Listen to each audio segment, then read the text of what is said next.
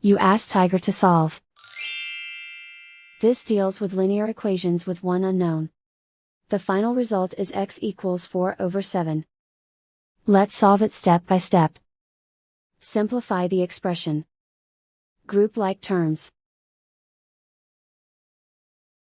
Simplify the arithmetic.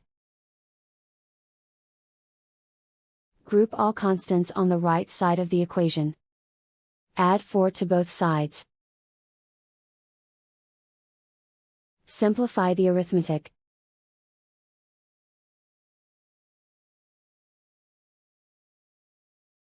Isolate the x.